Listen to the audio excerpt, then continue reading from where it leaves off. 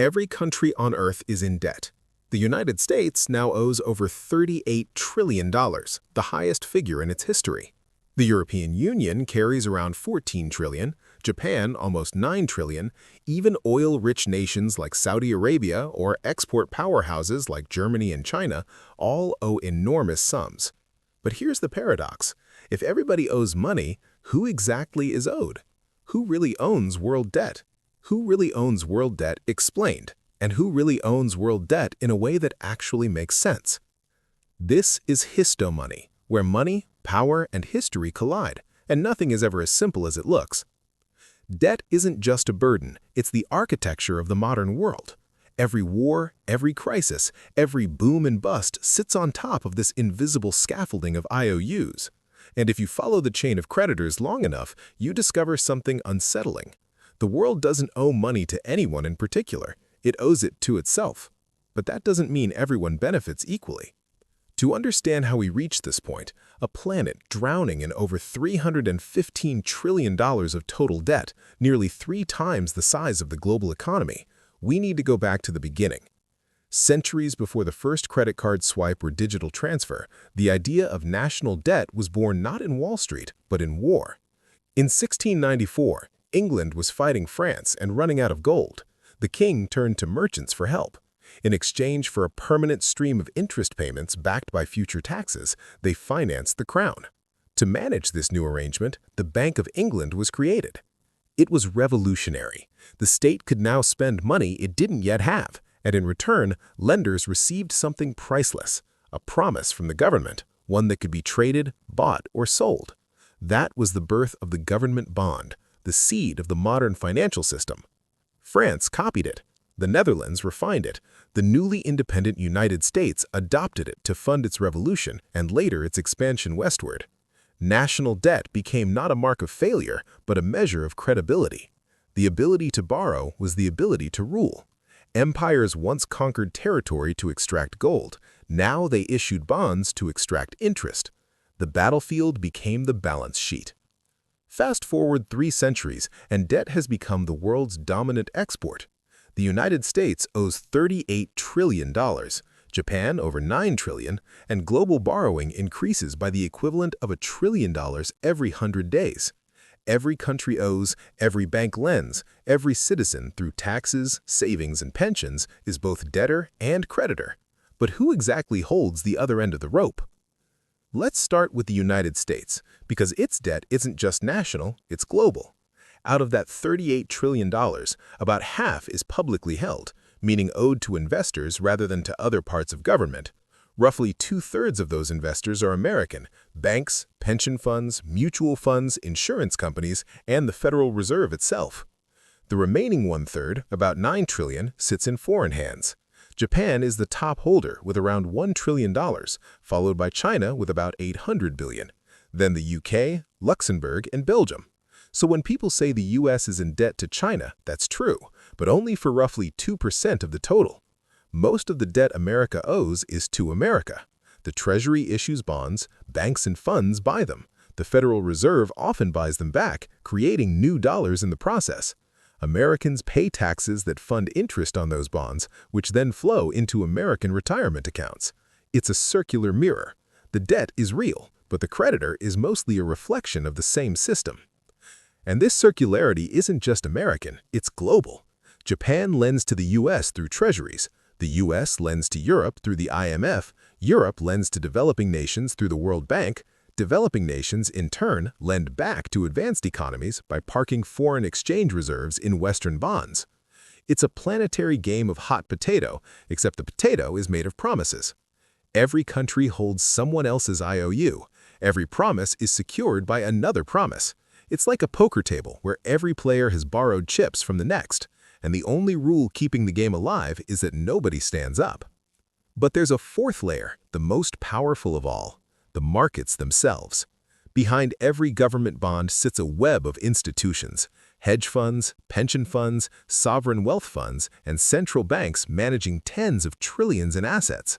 They are the true arbiters of credit. They decide which nations can borrow cheaply and which will pay a premium for survival. When they lose confidence, currencies collapse, governments fall, and entire economies can be restructured overnight. Democracy decides who governs, markets decide who survives. And the ultimate market maker, the modern high priest of this system, is the central bank. Central banks don't merely manage debt, they manufacture it. Every time the Federal Reserve or the European Central Bank buys government bonds, it creates new money in exchange. The liability of one balance sheet becomes the asset of another. Every dollar in circulation represents a unit of debt somewhere else. There is no such thing as debt-free money. Every coin, every bill, every digital dollar has an IOU engraved invisibly on its surface. For decades, this loop has sustained itself through confidence. So long as investors believe governments will pay interest, even if never the principal, the machine keeps turning. But what happens when confidence wavers? We've seen it before. In Greece in 2010, the government's debt became unpayable. Bondholders panicked, yields spiked.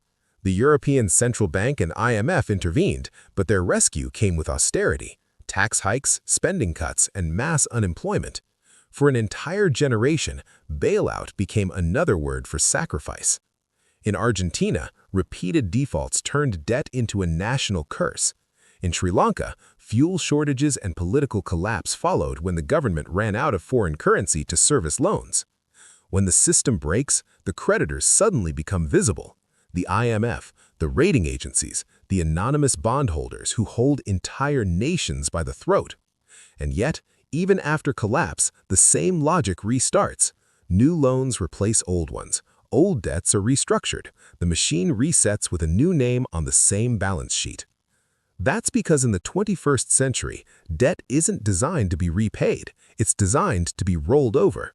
Governments today don't actually plan to pay off their debt. Not now, not ever. That's not conspiracy, it's policy. When you or I take a loan, we're expected to repay the principal. But governments operate differently. They treat debt like a rolling subscription, issuing new bonds to pay off old ones, a process histomoney calls refinancing. Interest becomes the real product, the rent charged for stability. The global economy now depends on that rent, like a shark that must keep swimming to breathe. The global financial system today runs on confidence, not repayment. The United States will never clear its $38 trillion debt. It will refinance it forever. Japan has been rolling over its debt for decades, now exceeding 250% of GDP, and yet its government bond yields remain near zero. Investors aren't waiting to be repaid, they're waiting to renew the deal. Why? Because for them, government debt is the safest collateral in existence. A U.S. Treasury bond isn't viewed as a liability, it's an asset, the foundation of global markets. Pension funds hold it, banks use it as security, central banks treat it as money. The system depends on governments never paying off their debt, because if they did, the world would lose its most trusted financial instrument. Imagine if Washington somehow decided to pay down every last dollar of its debt. Banks and funds around the world would suddenly lose their most stable asset. The dollar supply would shrink dramatically, triggering deflation and collapse.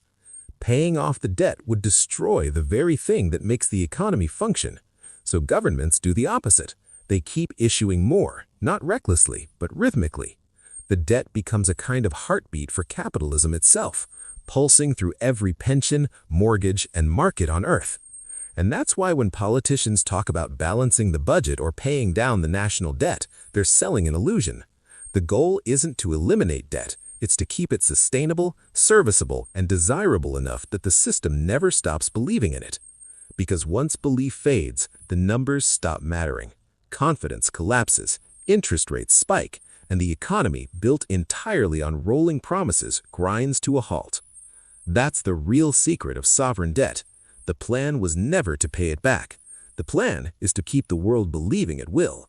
It's a closed loop of trust, and as long as that trust holds, the numbers can stretch indefinitely. But trust is not evenly distributed. When we say we owe it to ourselves, that's only half true. Interest payments don't flow equally through society. They flow upward, from taxpayers and workers to the institutions and investors that hold the debt. In other words, debt isn't just a transfer between countries, it's a transfer between classes. That's why global inequality and global indebtedness rise together. The system rewards those who own debt and punishes those who merely pay it. If that sounds familiar, it's because it's the same story scaled up, from households to nations, from nations to the planet. Creditors aren't villains, debtors aren't victims. They're two sides of the same engine. The problem is what happens when the engine runs out of fuel, when new borrowing can't keep pace with the promises made before. That's when the question, who's the creditor, stops being abstract and starts being personal. Because at the top of this global pyramid, there isn't one face to blame. It isn't China, it isn't Wall Street, it isn't the IMF. It's all of them, and us. The modern financial system has turned debt into money. Governments issue it, banks multiply it, investors trade it, and citizens depend on it. The line between debtor and creditor has blurred beyond recognition. Debt once meant bondage. Today, it means balance. But if that balance ever tips, if confidence breaks, the illusion ends and we'll remember what debt really is. A promise that can't be kept forever. If this gave you a new perspective, hit subscribe. History has the answers at Histo Money. I'll show you where to look.